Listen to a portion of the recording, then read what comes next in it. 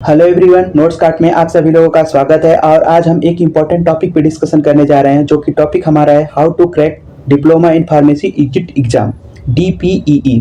जब से DPEE की खबर आई है ना, तब से सभी लोग परेशान हो गए हैं कि आखिरकार ये diploma in pharmacy exit exam है क्या, इसका पैटर्न क्या होगा, सिलेबस क्या होगा, कौन कौन से क्वेश्चन आएंगे, कब कंडक्ट किया जाएगा, कौन सी टेस्ट एजेंसी कंडक्ट करेगी इसको। तो बहुत सारे डाउट हैं। इसके पहले भी जो फर्स्ट गैजेट आया था, उससे रिलेटेड हमने एक वीडियो भी बनाया था, जिसका लिंक आपको डिस्क्रिप्शन बॉक्स में मिल जाएगा। आप वहां से जाके उस वीडियो को देख सकते हैं।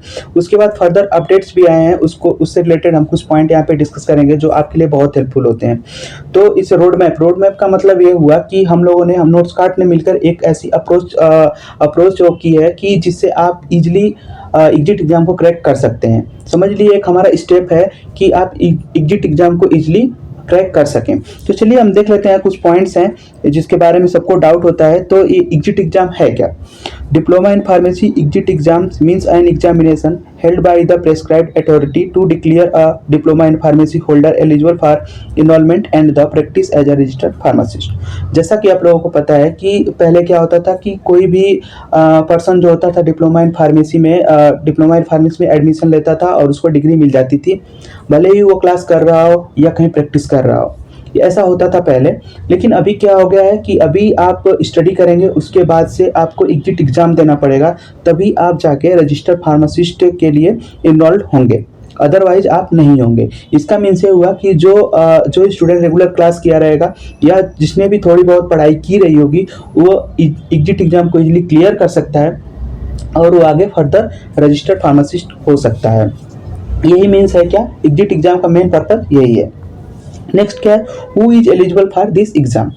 ये एग्जाम के लिए कौन कौन एलिजिबल है? तो सबसे पहले 2022 के बाद 2022 के बाद जितने भी बैच स्टार्ट हुए हैं, जितने भी बैच हैं, चाहे आप सेकेंड ईयर में हो या फर्स्ट ईयर आपका स्टार्ट हुआ हो, वो सारे लोग क्या हो गए, एग्जिट एग्जाम के लिए एलिजिबल हैं। उनको सबको एग्जिट एग्जाम देना ही पड़ेगा।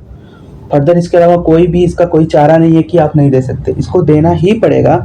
इससे मतलब हम ये कह सकते हैं कि जो 2022 से पहले जो बैच है उनके लिए तो मोए मोए है, लेकिन जो 2022 के बाद वाले बैच हैं उनका तो बस यही बात है इस एग्जिट एग्जाम के लिए। तो बहुत लोग ऐसा सोच रहे हैं, एज अ मजाक पॉइंट ऑफ व्यू से, ये कि बस ऐसे लोग सोच रहे हैं, लेकिन कहीं ना कहीं ये बेनिफिशियल है हमारे लिए। क्योंकि अगर कोई बंदा पढ़ के जाएगा तो जाहिर सी बात है वो एग्जिट एग्जाम को क्लियर कर ही लेगा, और क्लियर कर लेगा का मीन्स अच्छा फार्मासिस्ट और सुटेबल फार्मासिस्ट बन जाएगा। तो ये कहीं ना कहीं हमारे लिए बेनिफिशियल है। और एक बात और कि जो भी 2022 से पहले बैच में जिनका भी एडमिशन रहा है, जिनका भी अगर कोई बैकलॉग भी है तो उनको एग्जिट एग्जाम नहीं देना पड़ेगा।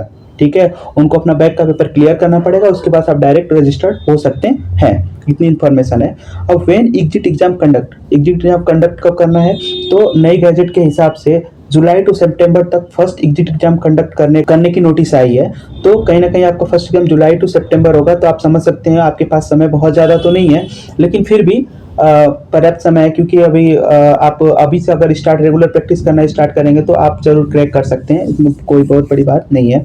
तो चलिए वही हम बात करेंगे कौन कौन से सब्जेक्ट इसमें इंक्लूड हैं। तो हालांकि इसके पहले वाली जो वीडियो थी उसमें भी हमने बताया था, जिसका लिंक आपको डिस्क्रिप्शन बॉक्स में मिल जाएगा, आप वहाँ से देख सकते हैं। तो सब्जेक्ट कौन कौन से? तो pharmaceutics, pharmaceutical chemistry, pharmacognosy, biochemistry and clinical pathology, health education and community pharmacy, pharmaceutical jurisprudence, health education and community pharmacy, pharmacology and toxicology.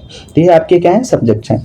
तो रोड मैप, अब बेसिकली रोड मैप क्या है? ये हमारा एक फर्स्ट स्टेप है। हमारे नोट्स कार्ड टीम ने एक फर्स्ट स्टेप लिया है, एक फर्स्ट अप्रोच स्टार्ट किया है, जिससे आप जो कि एग्जिट एग्जाम है उसको क्लियर कर सकें। तो चलिए उसमें देखते हैं हमने क्या प्लानिंग की है, या हम आपको किस तरह से उसको अप्रोच को बता सकते हैं। उसको हमने कुछ बताने के लिए आपको ये स्लाइड तैयार की है, जिससे आप इसको समझ सकते हैं। तो सबसे पहले एग्जाम स्ट्रक्चर एंड सिलेबस। तो एग्जाम स्ट्रक्चर एंड सिलेबस, तो सिलेबस पॉइंट आपको हमने बता दिया है कि इसका सिलेबस कौन कौन सा होगा, वो उसका सिलेबस हो गया। और इसके बाद क्या है, इसका पैटर्न क्या है? तो आप लोगों को पता है एमसीक्यू पैटर्न है। इसका पैटर्न क्या है? एमसीक्यू पैटर्न है। नंबर ऑफ सेक्शन, ये अभी डिवाइड नहीं किया गया कितने सेक्शन में आपका पेपर होगा, ठीक है। ये तो अभी अभी भी अगर आपको नेक्स्ट गैजेट में अगर इसकी इन्फॉर्मेशन आती है तो आपको तुरंत मिल जाएगी इसकी इन्फॉर्मेशन। लेकिन अभी तक जो सेक्शन है, पेपर का सेक्शन कितने डिवीजन में है, ये अभी पता नहीं चला है, और मार्किंग स्कीम भी अभी पता नहीं चली है। तो ये अभी चीज़ पता नहीं चली है, लेकिन हाँ इंश्योर रहिए कि अगर ऐसी इन्फॉर्मेशन कुछ भी आती है तो आपको तुरंत अपडेट मिल जाएगी। तो आपको ये सिलेबस और एग्जाम स्ट्रक्चर आपको तो आइडिया लग ही गया कि एमसीक्यू पैटर्न है, बस इतना आप याद रखिए। एमसीक्यू पैटर्न है तो आपको समझ लेना होगा कि एमसीक्यू पैटर्न में बहुत ही ज़्यादा कंसंट्रेशन की जरूरत होती है, क्योंकि एक भी पॉइंट मिस्टेक होता है तो आपका एमसीक्यू गलत हो जाता है। हाँ, एक इन्फॉर्मेशन और भी है कि यहाँ पे नेगेटिव मार्किंग की कोई भी सीम नहीं है। जो पहला गैजेट मिला था उसमें नेगेटिव मार्किंग की कोई वो नहीं थी, क्राइटेरिया नहीं थी। आपका जो पेपर होगा नेगेटिव मार्किंग नहीं होगा, ठीक है। नेक्स्ट आगे हम बात करेंगे क्रिएट स्टडी प्लान। क्रिएट आप कैसे स्टडी प्लान को क्रिएट कर सकते हैं उसके बारे में हम बात कर सकते हैं, ठीक है। तो आप क्या कीजिए कि सबसे पहले अप्रोच क्या है इसमें कि आप स्टडी प्लान की क्रिएट स्टडी प्लान में क्या करिए कि आप टाइमिंग निकालिए। आपका रेगुलर सब्जेक्ट चल रहा है, रेगुलर आपकी क्लासेस चल रही हैं।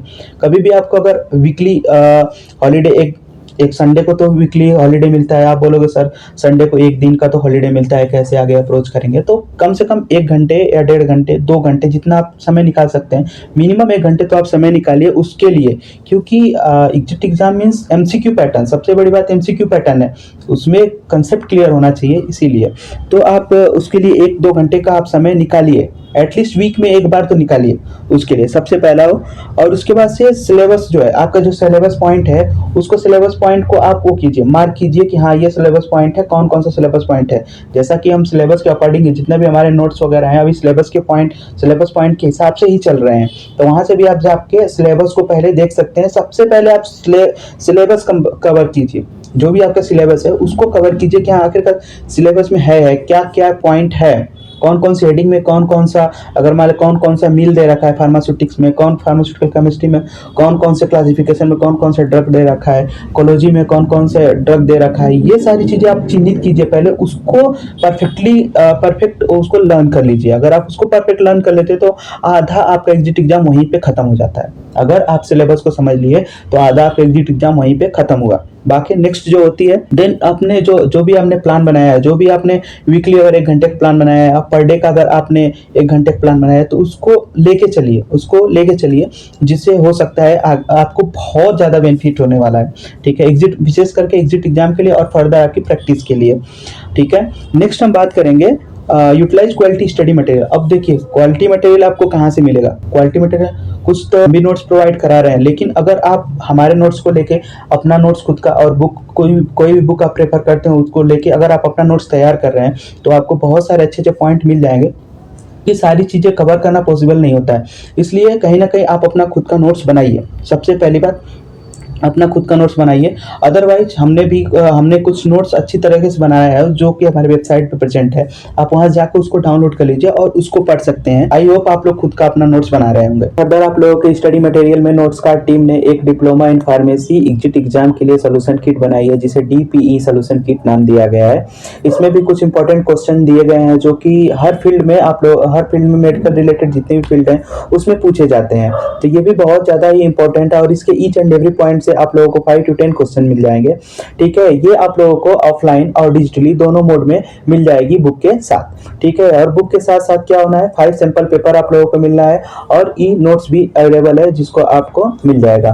तो जो ये हमारा जो सोल्यूशन किट है इसके लिए प्री रजिस्ट्रेशन स्टार्ट हो गया है, जिसका लिंक आप लोगों को डिस्क्रिप्शन बॉक्स में मिल जाएगा। वहां से आप उसको डायरेक्ट वहां पे फॉर्म ओपन होगा उससे आप फिलअप कर देंगे। और ऐसा कोई मत सोचिएगा कि इस जो प्री रजिस्ट्रेशन हो रहा है इसके लिए कोई आप लोगों को चार्जेस किए जाएंगे या कोई पेमेंट करना पड़ेगा या कोई फीस चार्ज की जाएगी, ऐसा कुछ भी नहीं है।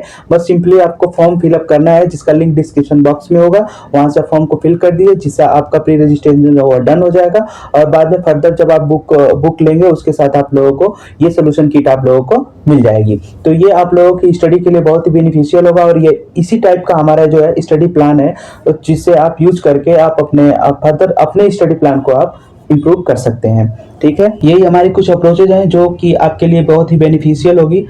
फर्दर कोई भी गैजेट में अगर कोई भी नोटिफिकेशन आता है तो आप लोगों को तुरंत उस पर अपडेट मिल जाएगा। हमारे नोट्स कार्ड वेबसाइट पे आप विजिट कर सकते हैं और उसके बाद से जो उसकी पहले वाली वीडियो थी उसका लिंक आपको डिस्क्रिप्शन बॉक्स में मिल जाएगा, वहाँ से भी आप देख लीजिए कि उसमें क्या क्या इन्फॉर्मेशन थी, सारी चीज़ें हैं आप देख सकते हैं। तो चलिए फ्रेंड्स, तो आज के लिए इतना ही। Thank you friends.